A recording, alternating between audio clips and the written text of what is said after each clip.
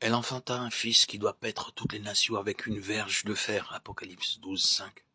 À celui qui vaincra et qui gardera jusqu'à la fin mes œuvres, je donnerai autorité sur les nations. Il les pètera avec une verge de fer. Apocalypse 2, 26-27. Et son enfant fut enlevé vers Dieu et vers son trône. Apocalypse 12:5. Celui qui vaincra, je le ferai asseoir avec moi sur mon trône, comme moi j'ai vaincu et me suis assis avec mon Père sur son trône. Apocalypse 3, 21. Ils l'ont vaincu à cause du sang de l'agneau et à cause de la parole de leur témoignage. Et ils n'ont pas aimé leur vie jusqu'à craindre la mort. Apocalypse 12, 11. Je n'ai pas le moindre doute, bien-aimé, quant au message que le Seigneur désire nous adresser en ce temps-ci. Il concerne le vainqueur.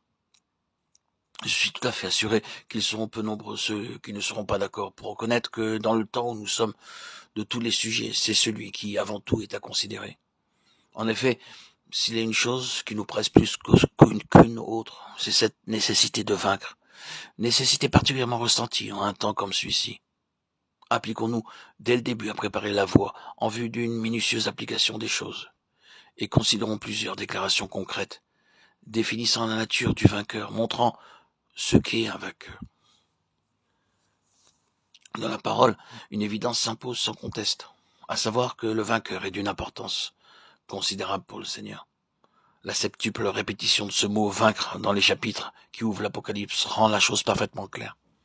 C'est lorsque nous sommes dans un temps de décadence et de déclin que le vainqueur est montré. Il est important pour nous de le reconnaître.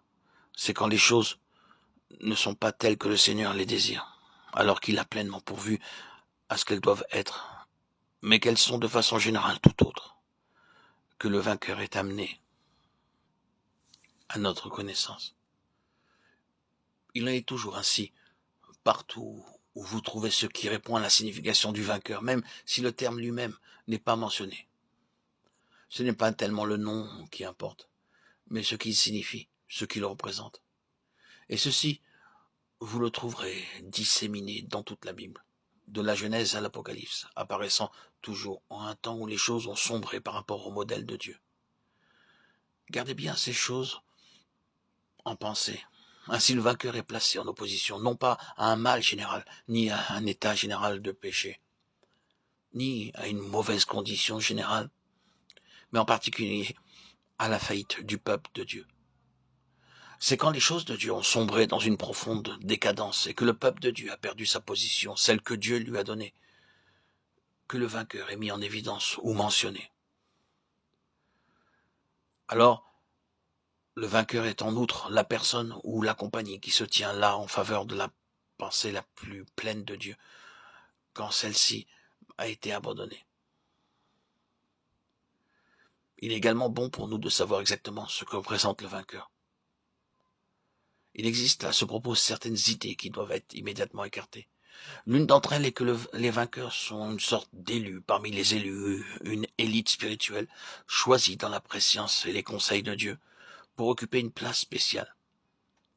Rejetons tout de suite cette idée, car il n'en est rien. Cela serait tout à fait contraire à l'intention de Dieu. L'intention de Dieu est que son peuple occupe la position tenue de façon représentative par les vainqueurs. Mais ceux-ci seuls l'occupent, car les autres ont failli. Ainsi, les vainqueurs ne sont pas une compagnie élue, hors des élus. Une autre interprétation que nous pouvons écarter d'emblée, c'est que les vainqueurs occuperaient une place différente de tous les autres croyants dans la question de la grâce. Beaucoup d'idées fausses ont circulé autour de la question des vainqueurs à ce propos. Elles ont jeté le discrédit sur toute cette question. L'une de ces idées concerne la récompense. On lui a donné une place exagérée et la notion de grâce a été diminuée par rapport à ce qu'elle est réellement dans le cas des vainqueurs. Or, croyez-moi, bien-aimés, parmi tous les gens de l'histoire de ce monde, jusqu'à la fin, les vainqueurs connaîtront plus que tous les autres la nécessité de l'absolue grâce de Dieu. Et dans la gloire, ils chanteront très hautement le cantique de la grâce. Si souvent la réaction à cette question a été exactement celle-ci, lorsque vous parlez des vainqueurs qui parviennent à une certaine position, qui sont récompensés d'une façon spéciale, vous faites une différence entre eux et tous les autres dans la question de la grâce, comme s'ils étaient un peuple jouissant d'une faveur qui n'est pas celle de la grâce. Mais cela était inexact. Il y a une chose qui se trouvera très très près des cœurs de tous ceux qui deviendront des vainqueurs. Savoir la très profonde conviction ferme que sans la grâce et la miséricorde de Dieu, ils n'y parviendront jamais. Et ils en seront plus conscients que tous les autres. Donc écartons ces idées fausses et venons-en à la signification réelle du vainqueur.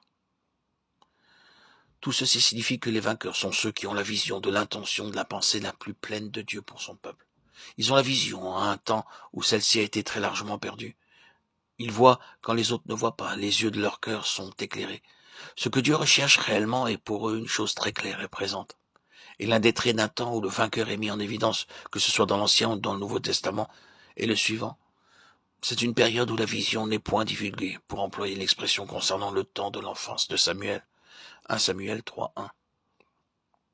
C'est la raison pour laquelle dans Apocalypse, accompagnant le terme vainqueur, est ajouté et répété cette expression, que celui qui a des oreilles entende, que celui qui a des oreilles, c'est seulement un changement de faculté de celle de voir à celle d'entendre.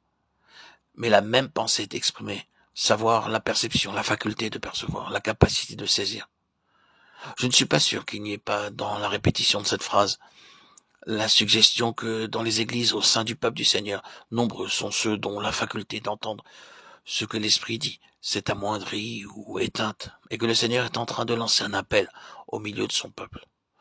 À quiconque n'est pas dans cet état, quant à lui spirituel. Ainsi le vainqueur est quelqu'un qui possède la faculté spirituelle de voir, d'entendre, de saisir, de percevoir ce que le Seigneur recherche réellement. Ce qu'est sa pleine pensée, en un temps où n'en est pas ainsi de façon générale, au sein du peuple du Seigneur. Tout ce que nous faisons, tout ce que nous avons dit, signifie que le vainqueur se tient là pour résister et annuler toute l'œuvre du méchant en relation avec l'Église.